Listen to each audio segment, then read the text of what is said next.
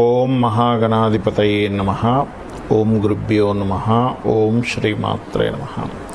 పరమేశ్వర స్వరూపమైనటువంటి జ్యోతిష, వాస్తు మరియు ఇతర అనేకమైనటువంటి శాస్త్రములను మనకు అందించినటువంటి మహర్షులకి నమస్కారం. హయగ్రీవ హయగ్రీవ హయగ్రీవేతియో వధేత్తస్య నిస్సరతే వాణి జహ్నుకన్యా ప్రవాహవత్.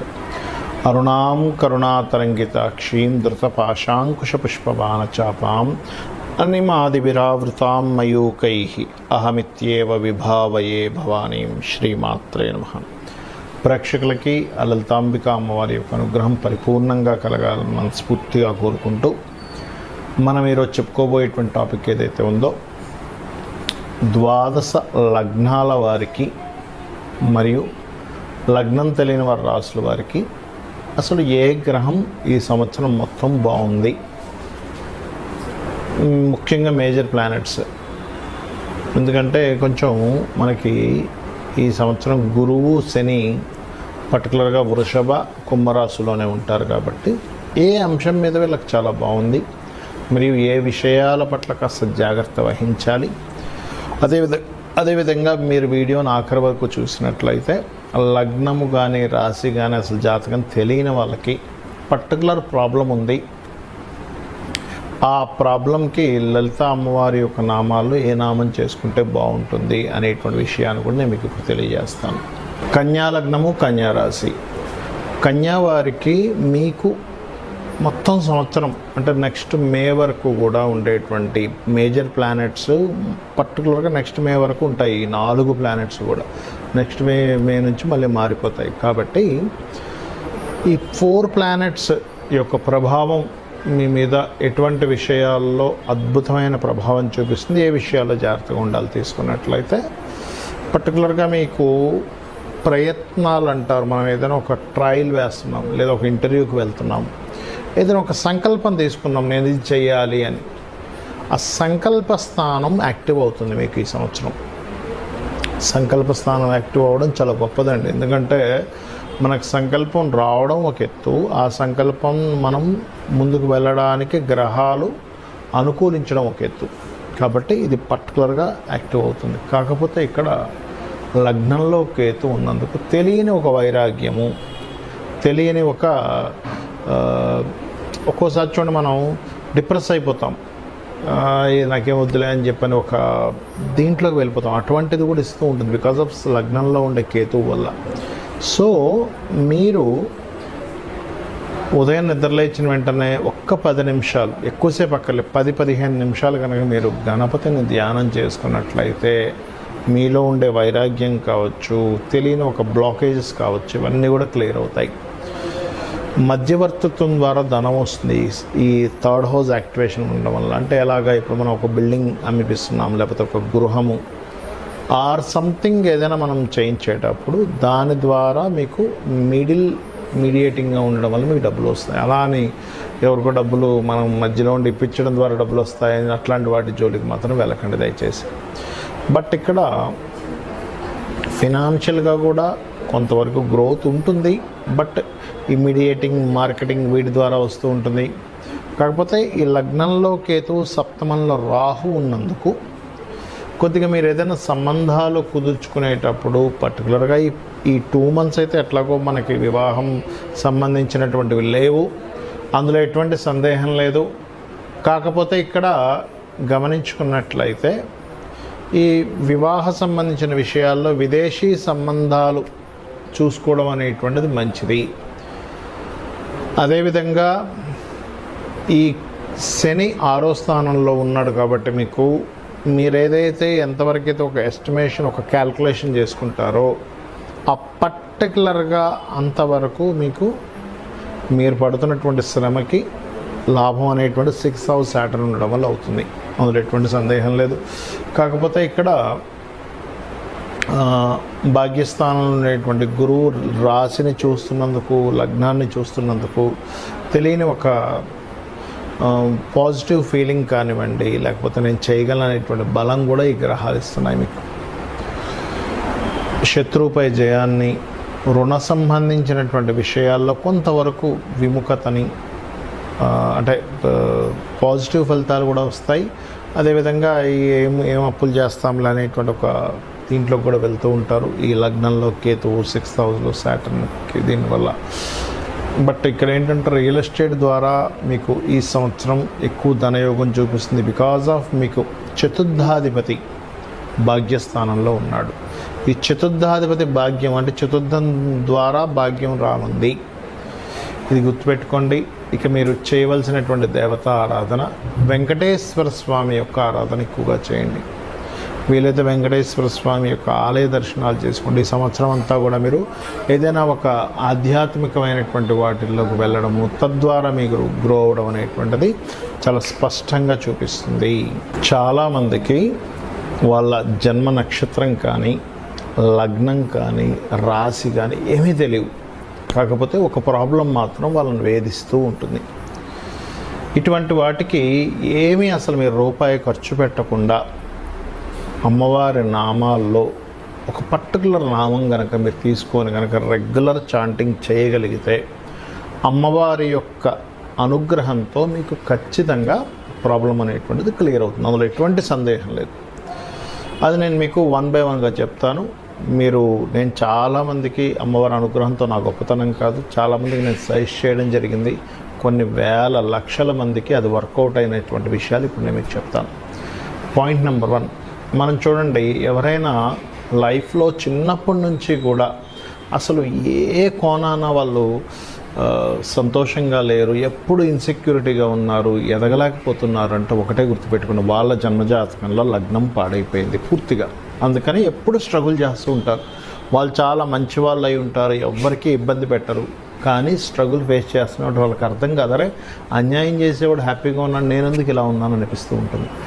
దానికి కారణం తెలియకుండానే వాళ్ళ పాస్ట్ లైఫ్లో చేసిన ఒక కర్మ. దానికి మరేమిటి అంటే సింపుల్గా గుర్తుపెట్టుకోండి, 2 చెప్తాను ఇక్కడ విషయాలు. 1 శ్రీమాత్రే నమః అమ్మవారి నామాల్లో, లేదా జై గురుదత్త, శ్రీ గురుదత్త అనుకుంటూ ఉండండి. మీరే చూస్తారు ఇది ఎంతసేపు చేయాలి, ఎన్నిసార్లు చేయాలంటే 40 minutes ఖచ్చితంగా చేయాలి కూర్చొని. ఎనీ మంత్ర ఇక్కడ నుంచి నేను చెప్పబోయే ప్రతి మంత్రము మినిమం 40 minutes చేయాలి. ఇంకా నాకు ఎక్కువ కష్టం ఉందంటే గంట సేపు చేయండి. రోజులో మనం కొన్ని గంటల తరబడి ఏవేవో పనుల్లో మనం టైం వేస్ట్ అవ్వడమో ఇట్లాంటివన్నీ జరుగుతూ ఉంటాయి. ఇది మీకు పెద్ద విషయం కాదు. స్థిరంగా మీరు కూర్చొని చేయగలిగితే మీ లైఫ్ను మారుస్తుంది ఇది, రైట్. ఇక మరి కొంతమందికి ఫైనాన్షియల్ ఇబ్బంది ఉంటుంది. అరే ఏ పని చేసినా సరిగ్గా డబ్బులు రావట్లేదండి, డబ్బులు మిగలట్లేదండి, అన్నీ నాకు డబ్బులు అంటే అసలు నా టాలెంట్కి సరిపోయే అన్ని డబ్బు నాకు రావట్లేదని చాలామందిలో ఆ బాధ ఉంటుంది. దానికి ఏం చేయాలి? లలితా సహస్రనామాల్లో 2 నామాలు ఉన్నాయి. దీన్ని మీరు చేయగలిగితే, ఎందుకంటే సర్వసాధారణంగా ఇది ఎందుకు జరుగుతుందంటే ధనస్థానము అంటారు జ్యోతిష్శాస్త్రంలో. ఈ ధనాధిపతి ఎక్కడున్నాడు, ఎలా ఉన్నాడు, ఎలా వర్కౌట్ అవుతున్నాడు, ఈ యొక్క కాంబినేషన్ తెలియకపోవడం వల్ల చాలామంది నష్టపోతూ ఉంటారు. ఆ పర్టికులర్ జాతకం తెలుసు, ఏమంటే పలానా గ్రహం పలానా దగ్గర ఉంది కాబట్టి దాన్ని ఏ ప్లానెట్ మీకు బ్రేక్ చేస్తుందో దానికి సంబంధించిన దానం ఇవ్వచ్చు, జాతకం తెలుసు. మరి తెలియనప్పుడు పరిస్థితి ఏమిటి అంటే ఓం సంపత్కరీ సమారూఢ సింధుర వ్రజ సేవితాయే నమః. అదేవిధంగా ఓం ధర్మాధార ధనాధ్యక్ష ధనధాన్య వివర్ధినియే నమః చేసుకోండి. మరి ఒక ప్రయత్నం చేస్తున్నానండి, ఒక డిజైర్ ఉంది, ఒక గోల్ కోసం నేను బ్రతుకుతున్నా అంటారు కొంతమంది. It's really great. ఎందుకంటే ఒక గోల్ కోసం బ్రతికేటువంటి మనిషి రియల్లీ, ఎందుకంటే దానిలో ఒకసారి స్వార్థం కూడా ఉండదండి. నేను ఒక గోల్ సాధించడానికి నా జీవితాన్ని మొత్తం నేను త్యాగం చేస్తున్నా అంటారు. అలాంటి డిజైర్ మీకు నెరవేరాలంటే ఏం చేయాలి? మీరు నవగ్రహాల్లో, ఇది ఒక్కొక్క జాతకానికి డిఫరెంట్గా ఉంటుంది, బట్ యూనివర్సల్గా ఒకటి చెప్తాను నేను మీకు ఇప్పుడు. అదేమిటంటే నవగ్రహాల్లో పర్టికులర్గా గుర్తుపెట్టుకోండి, మీరు బుధగ్రహము శుక్రగ్రహము గుర్తుపెట్టుకున్న బుధ శుక్ర గ్రహాల దగ్గర దీపారాధన చేసి ఒక 9 ప్రదక్షిణాలు చేసుకొని అదే ఆలయంలో ఉన్న స్వామివారికి ఒక 3 ప్రదక్షిణాలు అమ్మవారికి కానీ స్వామివారికి కానీ చేస్తూ మీరు ఏం చేస్తారంటే ఈ గోల్ ప్రాసెస్లో ఏమవుతుందంటే చాలామందికి అరే నా జీవితం ఏమైనా నేను కోల్పోతున్నానా, నన్ను నేను కోల్పోతున్నానా అని ఒక చిన్నగా ఈ ట్రావెల్లో వాళ్ళకి డౌట్ వస్తుంది. అరే ఈ దిక్కుమాలని గోల్ పెట్టుకున్నానేమో, నేను అనవసరంగా ఈ గోల్ వెనకాతలు పడింది. ఎలాంటిదంటే సినిమా ఫీల్డ్లోకి వెళ్తారు కొంతమంది, లేకపోతే ఏదో రీసెర్చ్ చేస్తూ ఉంటారు కొంతమంది, ఇంకా రకరకాలు ఉంటాయి వాళ్ళకి. దానివల్ల పెద్దగా అప్పటికి ప్రస్తుతం వాళ్ళకి పెద్దగా మనీ ఏం రాదు, ఏముండదు, కానీ వెళ్తూ ఉంటుంది ఆ లైఫ్లో. అలాంటప్పుడు మీ ఇన్సెక్యూరిటీని తీసేసేయడానికి, మీకు ధైర్యం ఇంకా రావడానికి ఓం కనకాంగద కేయూర కమనీయ భుజాన్వితాయై నమః చేసుకోండి. ఖచ్చితంగా మీకు ఆ గోల్ మీద మీరు పట్టు సాధించగలుగుతారు, మీరు సక్సెస్ అవ్వగలుగుతారు, మీ ధైర్యం అనేటువంటిది పెరుగుతుంది. ఇంకా ఎక్కువగా నేను మెంటల్గా డిస్టర్బ్ అవుతున్నాను అనుకునేటువంటి వారు ఓం దుమ్ దుర్గాయ నమః చేసుకోండి. ఇక కొంతమందికి గృహం కట్టుకోవాలి.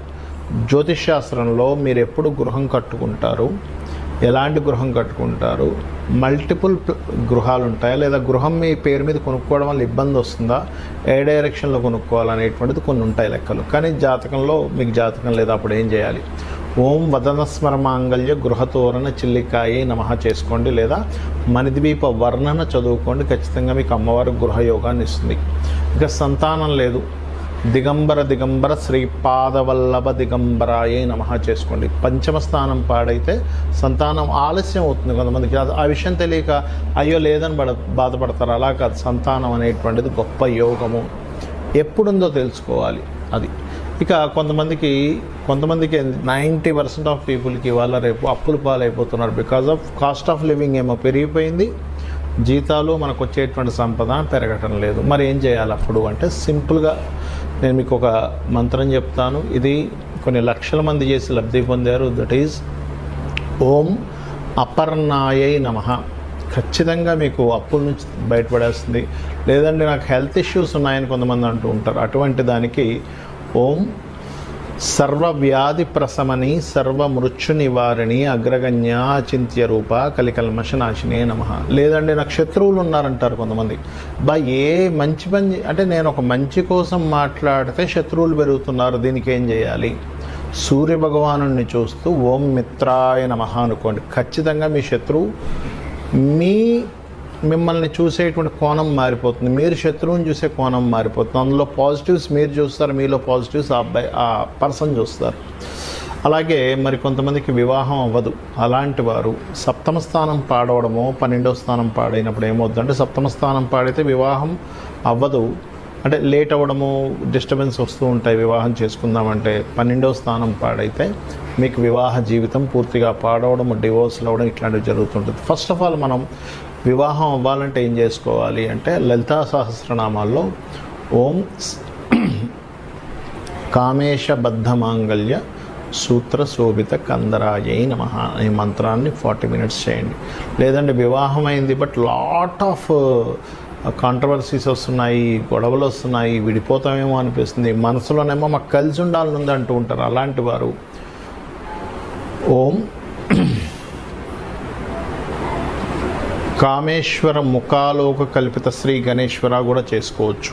ఎందుకంటే ఒకరి ముఖాన్ని ఒకరు చూడంగానే గణపతి ప్రత్యక్షం అయ్యాడంటారు. ఇది ఒక రకంగా చెప్పాలంటే కొన్ని ఆటంకాలు తొలగడానికి కూడా చేస్తారు. లేదా మరొక విట్ ఏంటంటే, ఇక్కడ శివకామేశ్వరాంకస్త శివా స్వాధీన వల్లభాయే నమః కూడా చేసుకోవచ్చు. అయితే నేను సెకండ్ చెప్పింది ఏదైతే ఉందో అది ఇంకా పవర్ఫుల్గా పనిచేస్తుంది. ఓం శివకామేశ్వరాంకస్త శివ స్వాధీన వల్లభాయే నమః చేయండి. మీరే చూస్తారు చేంజ్ అనేటువంటిది. ఆకస్మికమైనటువంటి సంఘటనలు మీకు మీ లైఫ్లో పదే జరుగుతున్నాయి, మాటిమాటికి నష్టాలు జరుగుతున్నాయి. ఓం అష్టమీ చంద్ర విభ్రాజ అలికస్థల శోభితాయే నమః. కెరియర్లో గ్రోత్ రావాలి. ఓం మాణిక్య మకుటాకార జానుద్వయ విరాజితాయే నమః. లేదంటే నాకు బిజినెస్లో గ్రోత్ రావాలి. ఓం ఇందర్గోప పరిక్షిప్త స్మరతోనా వజంగికాయే నమః. లేదా నేను విదేశాలకు వెళ్ళాలనుకుంటున్నారు, లేదా నేను చేసేటువంటి ఏవైతే ఇన్వెస్ట్మెంట్స్ ఉన్నాయో అవన్నీ నష్టపోతున్నాను, నేను అలాగ నష్టపోకుండా నా ఇన్వెస్ట్మెంట్స్, ఎందుకంటే ప్రతి ఒక్కరు కూడా వాళ్ళ లైఫ్లో ఒక స్టేజ్కి వెళ్ళిన తర్వాత కొంచెం రిలీఫ్ అవ్వాలి, రిలాక్స్ అవ్వాలనుకుంటారు. దానికోసం సర్టన్ ఇన్వెస్ట్మెంట్స్ చేస్తూ ఉంటారు. అలాంటప్పుడు ఆ ఇన్వెస్ట్మెంట్స్ అన్నీ వేస్ట్ అయిపోతున్నాయి అనుకోండి, ఏంటి నా పరిస్థితి అనిపిస్తూ ఉంటుంది. అలాంటప్పుడు ఓం సింజానిమణి మంజీర మండిత శ్రీ పదాంబుజాయై నమః అని నామస్మరణ చేసుకోండి. విదేశాలకు నేను ఎంత ట్రై చేస్తున్నా అవ్వట్లేదంటే దాని అర్థం ఏమిటంటే, మీ 12వ స్థానం యాక్టివ్గా లేదు. దానికి మీరు రోజు ఉదయం సాయంత్రం హనుమాన్ చాలీసా చేయండి. ఖచ్చితంగా మీకు 100% బాగుంటుంది. కొంతమంది పిల్లలు చదవరు, అలాంటప్పుడు మీరు వాళ్ళకి భూ సంబంధించిన వివాదాలు ఉన్నప్పుడు వారాహి చేసుకోండి. లేదు పిల్లలు చదవడం కోసం మీరు మంత్రం చేసుకోవాలనుకుంటే మీరు చేయవలసింది ఏమిటి అంటే, మీరు చేయొచ్చు, లేదు మీ పిల్లలకు నేర్పిస్తే ఇంకా అద్భుతంగా వాళ్ళ చదువు సాగుతుంది. అదేమిటి అంటే సింపుల్గా వారికి హయగ్రీవ స్తోత్రం నేర్పించండి. చాలా చిన్నగా ఉంటుంది. ఓం హయగ్రీవ హయగ్రీవ హయగ్రీవేతి యోవదేత్ అంటే ఇది కొంచెం వాక్ సంబంధించిన పెరగడానికి ఇది. అయితే పర్టికులర్గా ఏంటంటే చిన్నపిల్లలకి పర్టికులర్గా వాళ్ళు చేసుకోలేరు అనుకోండి, మీరు ఒక గ్లాస్ నీళ్ళు తీసుకొని ఆ నీటిని తీసుకొని పట్టుకొని జ్ఞానానందమయం దేవం నిర్మల స్ఫటికాకృతిం ఆధారం సర్వ విద్యానాం హయగ్రీవం ఉపాస్మహే చేసుకోవాలి. అలా కాదు, వాక్ సంబంధించిన పెరగాలి. నేను ఎప్పుడు శ్లోకంలో చెప్తుంటాను, హయగ్రీవ హయగ్రీవ హయగ్రీవేతి యో వదేత్ తస్య నిస్సరతే వాణి జన్మకన్యా ప్రవాహవత్ అని. అది చేసుకున్నట్లయితే అన్ని విధాలా బాగుంటుంది. సో మీరు ఇవి చేసుకొని జాతక చక్రం ఇలా ఉంది అలా ఉంది ఏమీ భయపడకుండా మీరు అద్భుతమైనటువంటి అమ్మవారి అనుగ్రహాన్ని పొందాలని మనస్ఫూర్తి కోరుకుంటూ శ్రీమాత్రే నమః.